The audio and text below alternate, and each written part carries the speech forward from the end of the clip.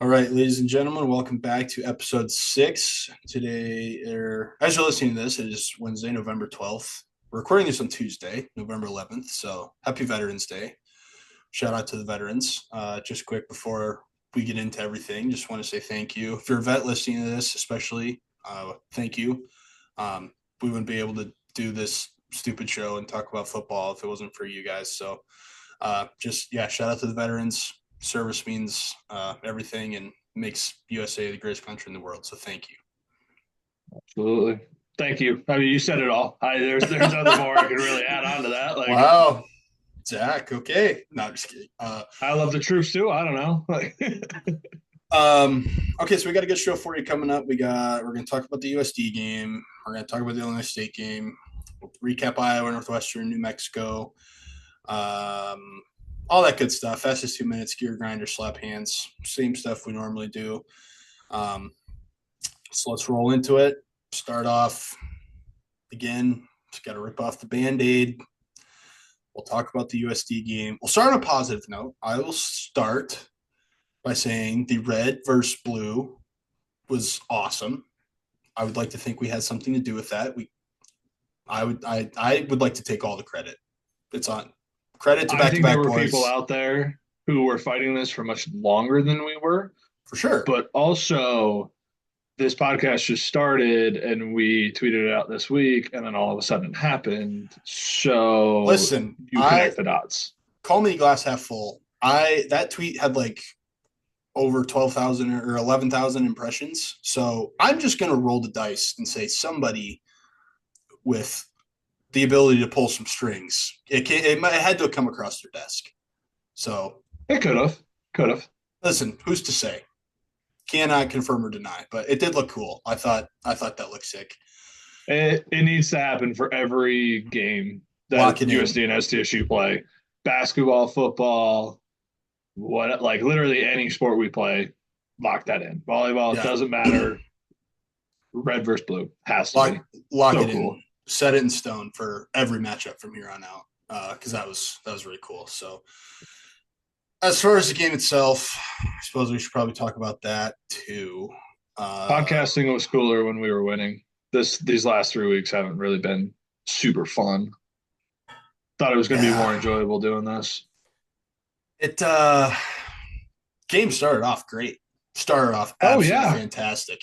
I mean, there's really not anything better you can do to start off a game like that. So that first play was more of a spark than we saw in the last two games before that combined. Like I yeah, was like, that oh, like here we go. Like there's the spark we needed. dude, I'm with the blocking on the edge was great. Sprung the play, Beautiful. like just clamps on the edge by the receivers blocking.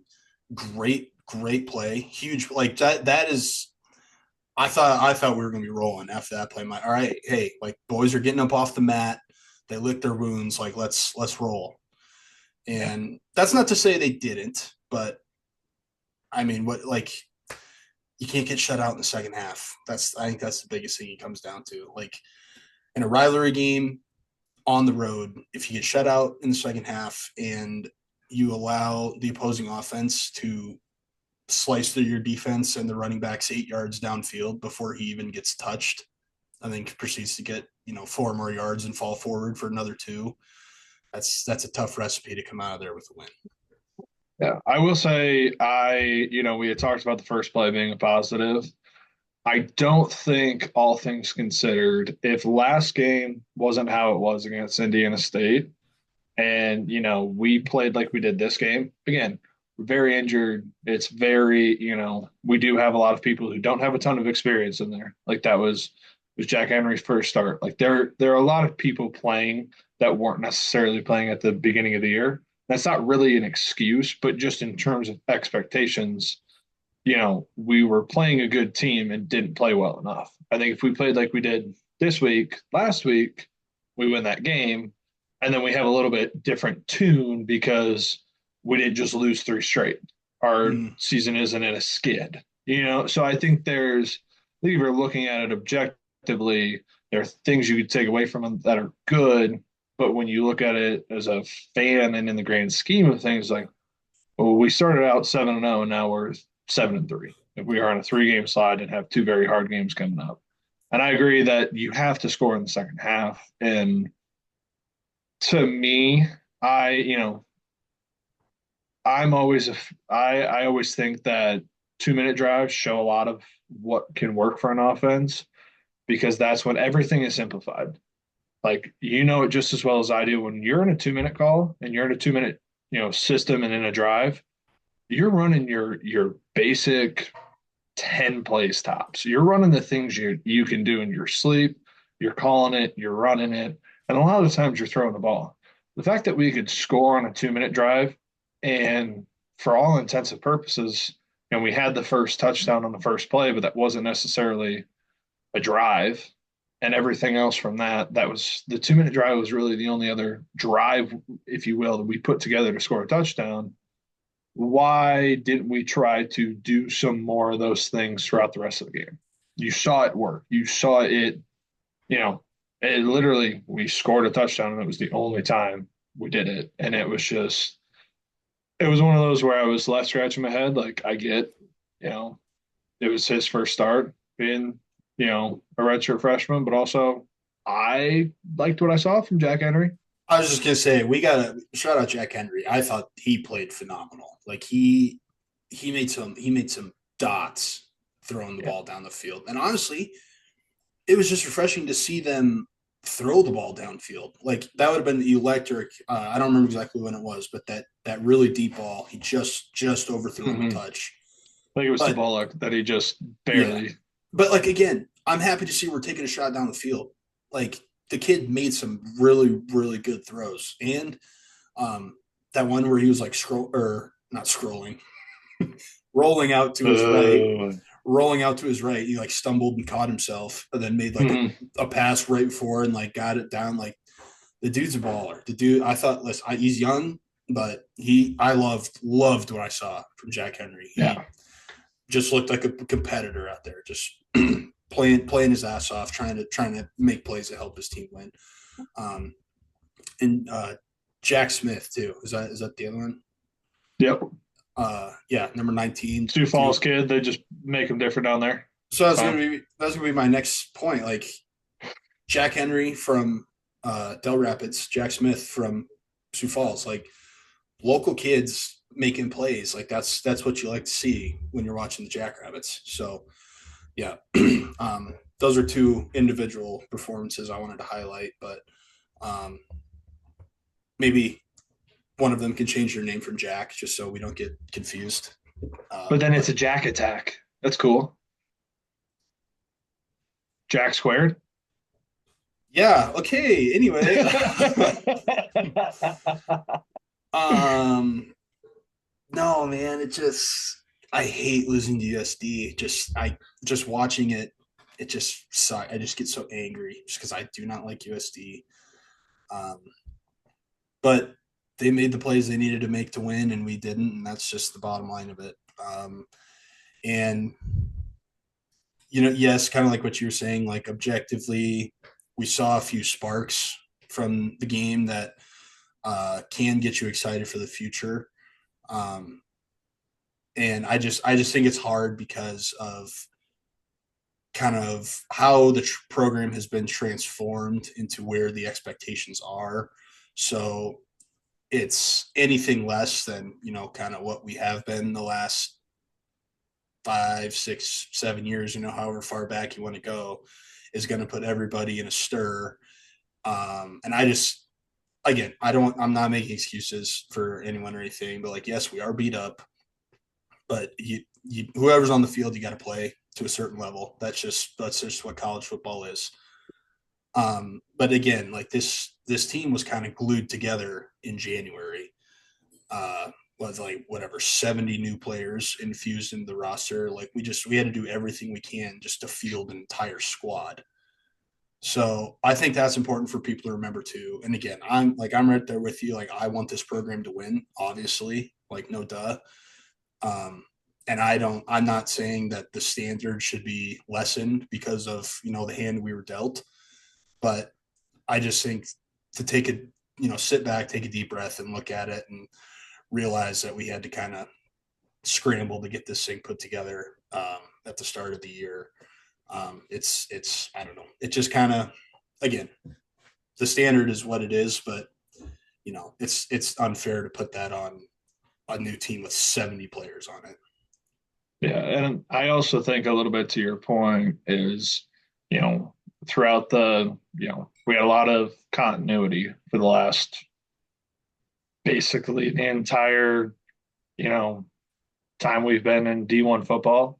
We've had either Stig or Rogers, and Rogers was on staff for 15 years or whatever it was. So none of that had really changed. And when everything happened in January, we got to the point where we're like, okay, things might look different this year. We realized that, different pieces had left, different things had happened. It was going to be, an uphill battle this season to a certain extent just to put everything together. But then those expectations changed back to what they were because we go out to Bozeman and we go win an overtime game. We go beat, a top 5 team in the country. We go beat Sac State pretty handily, even though we don't look amazing in that game. Like we started the season so well. We started 7-0. We were the number 2 team in the country.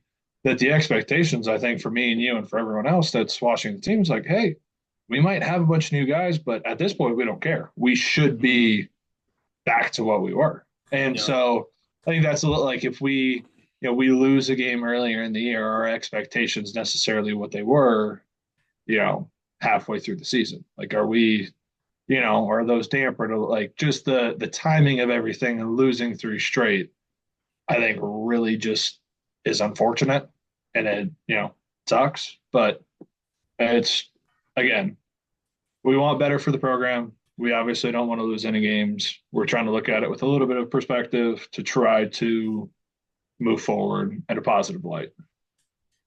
Yeah, and I think too, like what makes programs good is the like I got to be careful how I say this because like you can get transfers in who you hit on and they come in and they're a huge difference maker and they can kind of be that missing piece to your team that you need.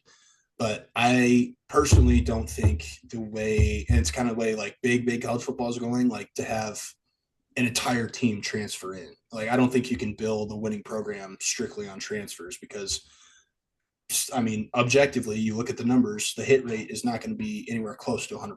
Like you're going to probably have more who don't work out than who do.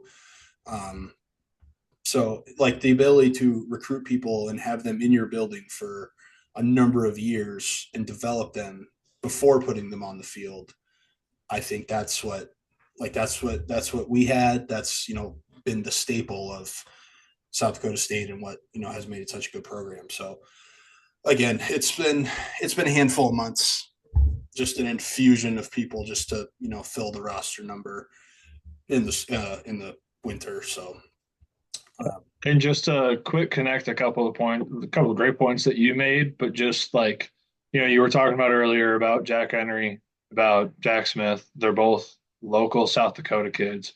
If you look across the teams who have been good, if you look at us and the issue and both Montana schools, what's the one thing that all 4 of those teams have had in common? Not necessarily that none of them don't bring transfers in, whatever. They have kids from their state that are insanely proud to play for their program and know what it means to be around there and to represent the school. And there's more that comes with that than if you just move in and you come here for 4 years. Like it's a different feeling as someone who grew up here.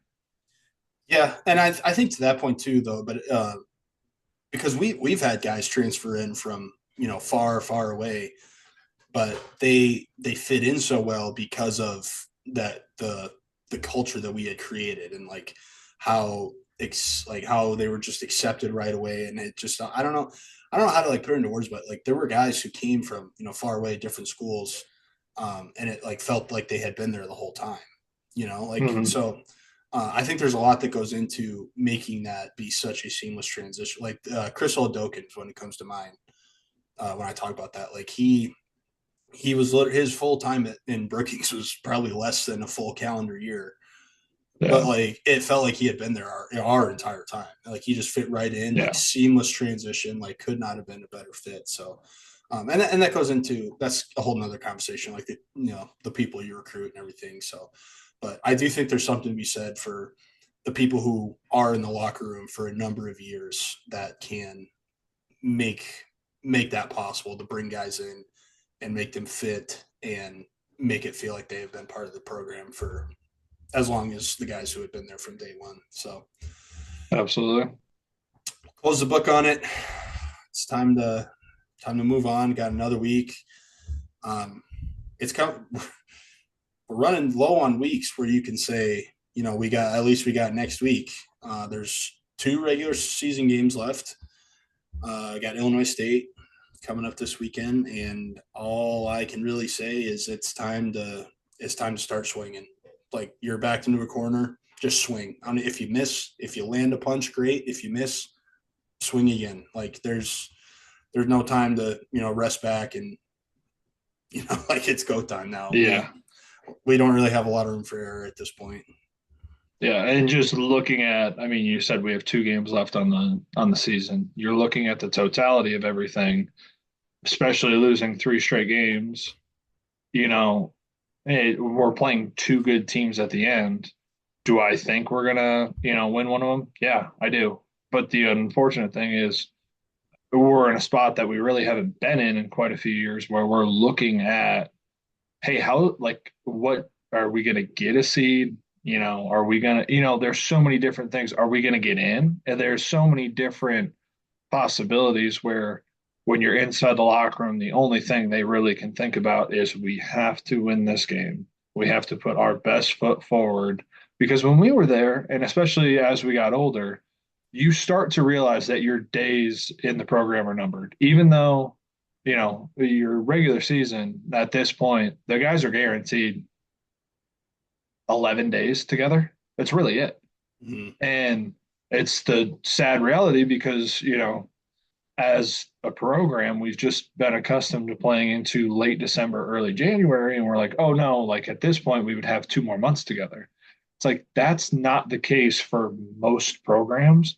And to be able to stare down, I think, that reality a little bit and realize that these guys are going to, I think they're going to come out with a different urgency, knowing that this could be some of their last home games. We always thought that we're going to get one in the playoffs. We're going to get two. We're going to get three. We're going to have however many at home. It's not a guarantee anymore with what's happened. So I think we'll see that on Saturday. And yeah, That's a great point you make. I hadn't thought of that, but you're so right. Like because of the success that we've had, just however many years being in the playoffs and however many years we were there, like for most of the years we were in, like we may, like you said, played into pretty far into December, and then obviously our last 2 years playing all the way into January till the very last game of the season. It is crazy when you look at you would have almost a full 2 months together from now until the national championship, and that was one of my favorite things to, or not favorite because it kind of was that reality check that Chris had up on the meeting every Monday. Yeah, it was like 6 more days till our next opponent, and then depending on where you were in the season, it would be like 15 days together, and that was always kind of sad to see. Like as the season wore on, that number kept getting smaller and smaller and smaller. And then obviously in the playoffs, he's like, we don't know how many more days we have together. Like we have this week, but it's up to you guys to you're earn more. guaranteed that. That's Yeah, it. it's like it's on you to earn more time with your boys and your brothers and the coaches and all your best friends. Like so that and like that, I really do think because of what we had, that did make guys, like especially our last couple of years there, it was like, oh man, like we're only gonna have Reese is only gonna be around for another 2 weeks. Like we gotta make sure we get him for the full 2 weeks type thing. So Yeah. I think that's a good point. Like these guys looking at it, like it's winding down, and like if you want more time together, like you got to go out and earn it on Saturday. So yeah, I think they're going to come out well piss and vinegar. Just yeah, got to fight for each other. Like it's like we always said, fight for each other, fight to get another week together. Because right now, that's all you can ask for. So Yeah. And it's gonna to me, it's not really as much gonna come down to X's and O's and this and that. It's truly just gonna come down to I think the boys are gonna go out there on Saturday, like you said, just play with a little piss and vinegar, and they're gonna go out there and say, hey, we're gonna swing and we're gonna keep swinging because all we can do is swing. You yeah, know, the only choice besides swinging is going home in 2 weeks. Those are your two those are your two options at this point. mm-hmm. Yeah, I'm excited. I think, like you said, I think they're gonna go out ready for a fight. So yeah, they'll be ready to go. Should we move on to the Hawkeyes? Do our little fly around of all our former pals. What a dude! That was such an Iowa loss. Yeah, it was. That is the epitome of an Iowa loss. Like take And Mark there were out of so many different ways that they were gonna win, and then it was just like there's just this. slightly too. Yeah, I Take mean like to start, take you Mark go. out of it. Take Mark out of it. Like dude played well. That drive to end the game was it 93 yards. Like marches him down the Yeah, field, takes the lead. It in the most Iowa way possible. The the bad snap on the punt, giving up a safety. Without that, that touchdown would have put them up by 3. They could have kicked. They wouldn't have had to go for 2. They could have kicked the extra point and then been up by 4, then forcing Oregon to go score a touchdown to win instead of kicking a field goal to win the game. yeah, Like, and like that 2 point too, they almost had it. I don't know. Did yeah. you see that play? The dude looked like he like So it jumped out of got bounds. tipped. Yeah. So the weird thing was is that for those of you who didn't see the play, Mark threw a line drive pass into his tight end. It gets tipped. It gets deflected towards the back of the end zone. I believe it was a running back, runs back, catches the ball, and I don't really think he had to jump for the ball. That's honestly something that I see, like you see a lot of players do that just jump for no reason. And I don't think he fully realized how close to the back of the end zone he got. And he just like the heel of his foot got in and his toes did, and they were right on the line. And again, it's a game that's going to come down to inches and it's going to come down to little plays, but just the heartbreaking because as soon as Mark ran on that touchdown, I'm sitting there and I'm watching everything and I'm like, this is awesome. They were just a little bit ahead of the Jacks game. So I'm watching both of those, thinking Iowa is going to be able to do it. I think at that point we had just gotten a good punt return from Miles. And I was like, okay, we're cooking a little bit. And yeah, just unfortunate ending there. Yeah, I really wanted it for Mark. I really, really did because at that point, that would have been a head turner. Like if they could beat Oregon, a lot of people would have Yeah. finally kind of given them the credit that they have been deserving of. They got another tough USC on the road, going all the way out to Los Angeles, 2 time zones away. Your classic conference game in the Big Ten. USC they played Northwestern last week. I think they're kind of up and down this year. I do think they're a good team. So again, being on the road is tough. They really, really should have had this one against Oregon, but um, yeah, we'll see. Tough USC team. Tying into that, did you watch the Northwestern USC game on Friday? I watched a little bit of it. I watched a little Was bit I of it. didn't I didn't get the full thing, but So really, all you need to know for those of you who didn't see, Northwestern, I believe it was tied, and uh, a a D lineman picked it off, took it mm, back to the end zone, but he fumbled right before going into the end zone and it like rolled out of the end zone. And the rule with that is if that happens, it's a touchback. So there's no points and the for other the other team team. for the other team. Yeah. So there's no points Yeah. awarded and essentially the other team gets the ball right back. So essentially it kind of nullifies everything. Like it makes it 14-point swing. yeah. So instead of being up whatever it would have been 21-14, it's now again 14-14. USC gets the ball back, and then I believe they go down and score, and the final score was like 38-17. So like Northwestern didn't do much about that, but I think that flipped the whole game. Like that's a huge momentum play. Like that Yeah, has to sting because that would have been so sweet for Northwestern to beat those guys on the road yeah. too. Like, If you're gonna pull that upset, you need a play like that, like realistically. well, I mean, I think that they were right with them. Like at that point, it was a tie game, but like a play like that is just it's such a stomach punch. It's so hard to come back from, especially on the road. Yeah, Like you can't make things harder on yourself like that. So um, they got Michigan not or at home, but it's at Wrigley, which is kind of sick yep. actually.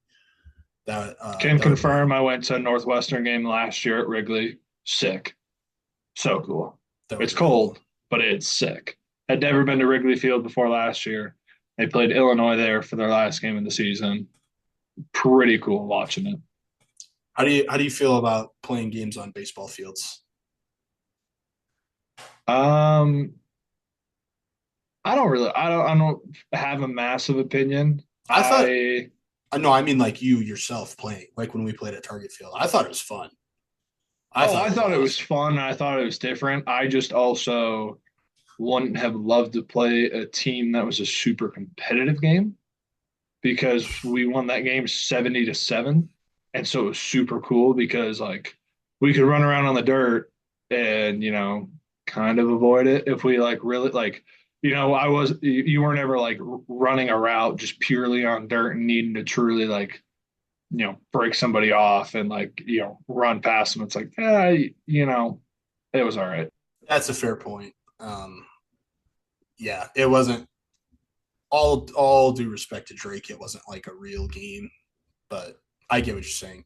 Yeah, like if you're Northwestern, I would. I guess I don't know what the setup will be. Like maybe they'll find a way somehow to like just have all grass. But I would prefer to if we're playing Michigan and we're trying to get a huge win for the program. I would prefer to not have you know Yeah, not no, I not know take what you mean. not take a pass set over second base. But that's just me. And But so I'm pulling up the picture. So they did have all grass last year. So okay, what they had done last year is they take out the pitcher's mound. So we played there during baseball season. It was earlier in the year. Baseball season's over, like they don't have to worry about it. So they just put sod over it. So it's probably still not necessarily the best grass, but at least what they did last year was it was all grass. You could still see kind of by the first and third baseline, they left some dirt there, but it was nowhere near really where they were playing. I think one of the only kind of odd things again is right behind one of the end zones was one of the outfield walls or one of the infield walls, like the sizing wise yeah, a beat like the out the first back of the end zone. yeah yeah So, but besides that, I thought it was the way that they're doing it. I think it's fine playing on the dirt.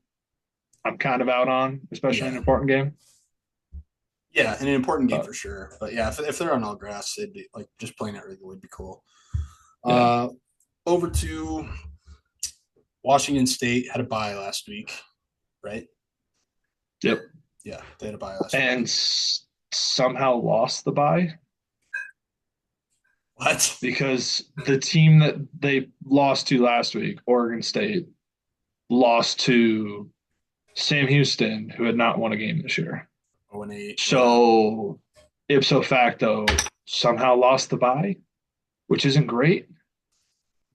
that is tough. I did see that. I can't Like I stand was Houston. thinking about it, I was like, oh no, like they were on a bye. It was just like it was supposed to be a fine week for them, Look at but Sam Houston still finding a way to kick twist the knife in. twist the knife in just a little more all these years later. Oh man, they got Louisiana Tech this week at home. Don't know anything about Louisiana Tech. Don't get to watch a lot of Louisiana Tech, believe it or not. No, I'm just going to go out and venture to say Washington State should win this game. So that's my official prediction. it's bold prediction. Yep. What do you think the line is on that game? The point spread. See if I can't find it. Washington State. Well, I don't know. I honestly don't know how good Louisiana Tech is. Do you know the record? Let's let's hear it. Louisiana Tech is 5-4. Washington State is 4. Okay, I'll say Louis or Washington State minus five and a half. 7.5. 7.5. Wow. Vegas has the Cougars rolling. Okay. Good to know. Good to know. You're gonna be all over that. I can sense it. No, I wouldn't do it. No. Down to Albuquerque, where the Lobos were probably just hanging out all weekend. They had a bye as well, so makes our job easy. Don't have time to talk about. Got Hey, Colorado did you know State. they're bowl eligible? They're eligible. Going bowling. Good for that first time Great bye since. week. Great bye week just to remind everyone you're bowl eligible 2 weeks in a row. Yeah, I think I said That's how that you win last the week. bye. I think I said that Yeah, last no, you week. did. Like, You what an 100% did. insane, what an insane. You get to be bowl eligible for the first time in who knows how many years, and then you just roll into the bye week. Like you can just kind of hang out and have fun for Yeah. a whole week after. But Like that's that's the thing. sick. We do a show a week apart. That's all we could still talk about for them. Yeah. It's a great time to have a bye. It is shaping up to. I think Coach X is shoe in for Conference Coach of the Year. I think he has to be the favorite, but that's starting to get some traction. We do officially have to put Coach Eck to Wisconsin on pause for at least another year because Wisconsin did officially say Fickle is going to be there next year, which Sad. don't understand why. I don't. They did win though, so maybe the vote of confidence kind of helped them out a little bit. They beat Washington. They beat Washington for the rights to That is be true. the real UW. And if you're, did you see 4 different players completed a pass? The starting quarterback threw for was it 8 yards total? I did not see that stat Oh, line. you don't know that? Okay, so those listen, Wisconsin beat Washington, so they are the real UW. Even though their starting QB for the Washington or the Wisconsin Badgers, too many W's. Uh, I'm getting mixed up. Threw threw for 8 total yards, and the final I the final score was 13-10. So I mean, it was like watching paint dry, but a win's a win. yeah, I've got the box score pulled up here. Their starting quarterback completed 3 passes. He was 3 for 12 for 8 yards. They had one person attempt 2 passes, completed neither of them. They had another person Oh, attempt 3 passes, completed two for 16 yards. And then they had number 91 throw 1 pass for 24 yards. Their that leading is passer in a game, in a Big Ten game, was number 91. That's I that's that's Midwest football right there. listen, that is the most Wisconsin is back stat that I have ever heard in my life. If there's ever time to buy Wisconsin stock, it's right now because that's just what they do and have done for 1,000 years. Uh, New Mexico plays Colorado State. Colorado State, one of the worst teams in FBS. So I would pick the Lobos to win. I think they're at home too. So all They are. right, let's wrap it up. We got college football fastest 2 minutes, and then we'll do gear grinder, slap hands, and get out of here. Got your timer ready? On you whenever you start talking. All right. I haven't even previewed this yet, so Great podcasting. hey, shoot from the hip. Just authenticity. Okay, on you. Give me like 3, 2, 1, go. 3, 2, 1, go. Houston beats UCF 3. Houston by 3. Houston with a big win. Not a great start. Ohio State beats Purdue 34-10. Ohio State's rolling. Indiana beats Penn State 27-24 with a crazy last play. Barely got his foot in. Horrible call by Gus Johnson. Texas A&M beats Missouri. Texas A&M is for real. Gonna win the SEC. Alabama beats LSU. Alabama was rolling. Georgia throttles Mississippi State. Ole Miss had no problem with the Citadel, shocker. Texas Tech, I've always said they're the best team in the Big 12. They beat BYU 29-7, giving BYU their first loss. Oregon, Iowa, we talked about that. Bummer. Notre Dame 49-10 over Navy. Navy quarterback out for the year, not good. Wake Forest beat Virginia. Virginia's playoff hopes dead. Louisville loses to California. Louisville's playoff hopes dead. Vanderbilt beats Auburn in overtime. Vanderbilt fraud. That's what I've always said. Wisconsin beat Washington. We've already talked about that one. James Madison over Marshall. James Madison could be the group of 5 team. Missouri State beat Liberty. What? Rice beats UAB 24-17. Rutgers over Milligan 35-20. Delaware beats Louisiana Tech. Don't love that. It's good for Time. Washington State. That one was not my best. I didn't get to watch a ton of games this last weekend. Very choppy. But all right.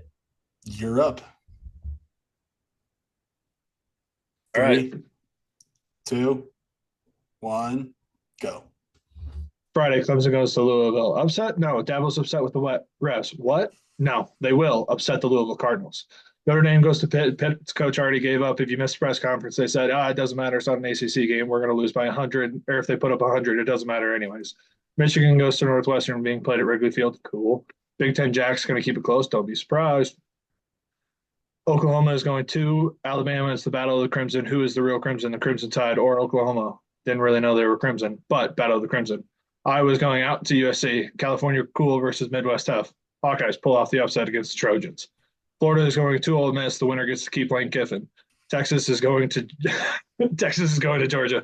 Georgia needs to win to get into the college football playoff and prove that they're not actually frauds. Mississippi State plays Missouri to find out who's the real Miss, Mississippi or Missouri. Louisiana Tech plays Washington State, where Washington State can they need 2 out of the last 3 games to be bowl eligible. TCU plays BYU. BYU, can they bounce back? That was good. I felt good about that one. Thank you. Round of applause. That was good. That was good. Nicely done. Nicely done. That was college football fastest 2 minutes. So I take it that this week I think should be a little bit better. Texas Georgia should be good. Kind of a playoff game, I think. Texas is still playoff game for Texas. Fair. But the weird thing for Texas is they also have Texas A&M 2 weeks later. So they have 3 games left. They play Georgia, then they have Arkansas, then they have Texas A&M. So I don't know what a 3-loss Texas would do in the playoffs as they beat Texas A&M, depending on what happens with all the other schools. Yeah, a 3-loss Texas beating A&M, I don't think they're going to get Texas in. I really don't. My thing is what happens if Texas loses by a couple this weekend, right? So they lost to the number 1 team in the country by 7 opening weekend. They lost to Florida, which just doesn't look like that's a real bad loss, so you can hold that against them. They lose close to Georgia, and then they go beat the number 3 team in the country, who would probably still be undefeated at the time. I don't know if they get in, but it's conversation. Yeah, it is. You're right. It is. It would just definitely cause an uproar because somebody probably would get left out. Like I bet an ACC school would get left out. Like a 1-loss ACC team would get left out for a 3-loss Texas. I don't think there are any 1-loss ACC schools anymore. They always keep beating each other. Virginia, right? That was their first loss, wasn't it? Was it? First conference loss, I think. No, first loss total, I'm fairly certain. Let's see. Well, either way, the ACC just does not impress me. No, I don't disagree with that. They're kind of gross. No, they have 2 losses.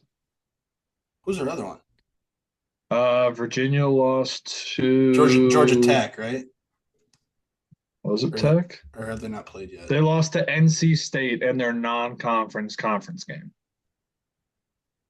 Because they are both in the ACC, but they played the second week of the year. And since the ACC only schedules so many conference games and their conference is so big, the 2 schools played each other, but it doesn't count towards their conference record. So they were undefeated in conference play, even though they had lost to an ACC team. It was one of the dumbest things I'd ever heard. I did not know that was like a rule in the ACC. That's the stupidest thing I've ever heard. I think it could technically happen regardless. So, like, who's a team we didn't play this year? Like, we didn't play Southern Illinois. So if we would have played Southern Illinois instead of Sac State, by the way that they were doing it, it wouldn't have counted as a conference game for us. That's the dumbest thing I've ever heard. That's why these mega conferences are stupid. Yeah, that's dumb. I'm all the way out on that. But okay, we will wrap up. We'll do gear grinders, slap hands. I will allow you to go first, just because I know you probably have some more exciting stuff to share than me. So the floor is yours. My gear grinder of the week. My first one is being a fan, because being a fan sucks. Like growing up, I was always a fan of teams, but I never had like diehard fandom. And these last 3 weeks have proven anything is truly being so invested into a team. Because like when we were playing and we would lose, you could do everything in your power to win the next week. Now there's nothing like we can do. Like we can just watch what happened on the field and be upset with it. Like me and my fiance were like after the games, it's the SDSU and the Iowa game are playing like right at the same time. Afterwards, she's like, "Hey, like we have the weekend. Like you want to like set up the Christmas tree and like put a few things up." I'm like, "Awesome! I'm a big Christmas fan. Like let's do it. It's a great time." I'm just in the worst mood possible this entire time because Iowa gets their teeth kicked in at the last second. We lose to our rivals, and I'm just not having a good time. And I'm like, why? Why? This being a fan just sucks. Like it's not fun. Yeah, it is frustrating. I'm with you. Like I yeah, I'll get into it, after you finish, but like I had a very, very fun plans on Saturday, and watching the result from the SECU game just like kind of ruined my whole day. It ruined my mood. It's just such a, I just don't like those guys. And then so I technically have two gear grinders, two slap hands. The next ones kind of go hand in hand. I'll say the slap hands first. Congrats to my cousin Anderson. He and the Sioux Falls Christian Chargers have made it to the state championship game this weekend. So they are undefeated on the season. And as a proud cousin, I will be attending the game, being a good cousin, cheering him on. Hopefully, they will bring home a state championship. And very proud of him, very excited about that. But also, the gear grinder that comes with that is the scheduling because it means I will not be able to go to the SDSU game as they overlap. So I thought you were going to say that means you have to go to the Dakota Dome, which gross. there's that too. And I'm not really looking forward to going there. All right, fine. I have three. If you're gonna make me say it. Yeah. But if we're looking on the positive note, excited for him. They were there last year. Didn't get it done. They get their chance to go back against the same team. Hopefully, correct the ship this year. And then my other slap hands of the week. So I had mentioned it a little bit last week, but I now have a new baby niece. So little Harlow Ray Hines born on the 5th. I know we talked about it a little bit last week, but being an uncle is just the best. Like It is 1,000%. that's just awesome. And yeah. So just all the emotions that come with that and everything like that. And just yeah, growing the family is always exciting. That's awesome, man. Have you met her yet? I would assume I yes. have. I got to Nice. meet her.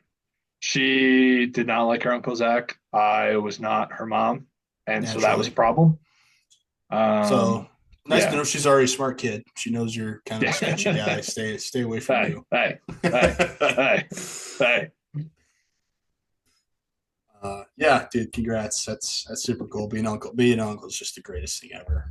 Um, okay, I will go next. My gear grinder was so I was so my here I'll say because it pertains to the story. It's tied in. My slap hands was I went to Zach Top this weekend out in Rapid City. So rewind back to the gear grinder in our hotel.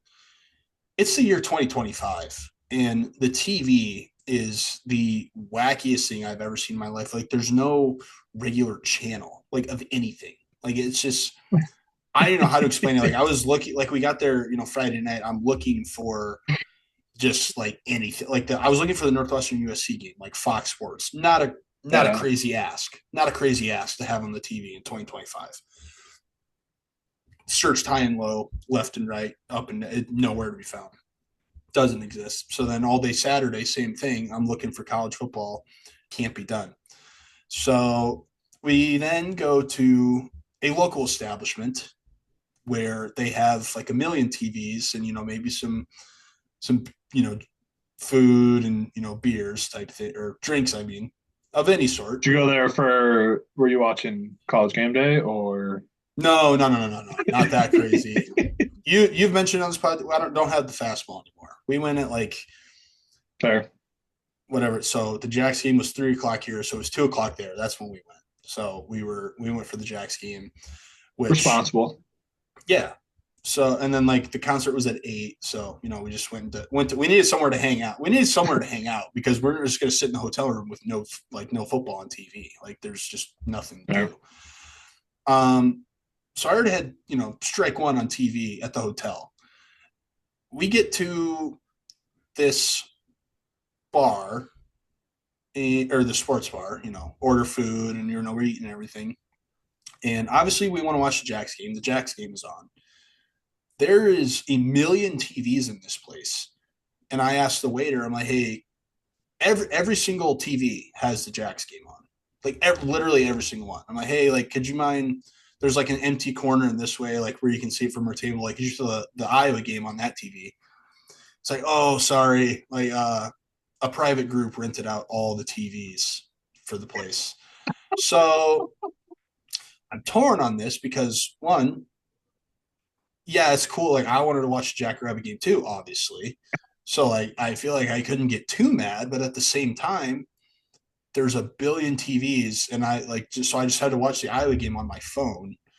So my TV experience over the weekend was not great, but again, bigger issues in the world. I'm very well aware, but it was just a little irritating watching the Iowa game on my phone. Fair. But so yeah, going into why I was there in the first place, the Zach Top concert was awesome. Super good singer, super good in concert. Had a lot of fun. Um, yeah, I mean, live country music. What more? What more can you ask for? So that You was a were lot in of fun. heaven, weren't you? Yeah, it was pretty good. Because those of you out there who may not know Zach Top, he's like he's a younger guy, but he sings country music like it's the year like 1992, which I'm all for. So yeah, it was a lot of fun. Really enjoyed it. So that will do it for episode 6. You have anything else to add before we send the people? Let's get a win this week. Send them into the weekend. Let's get a win this week. What do you say? Yeah. Hey, that's what we're leaving the podcast with. Nothing else. Get it done on Saturday. That's it. Yep, that's it. That's all we got. Thank you.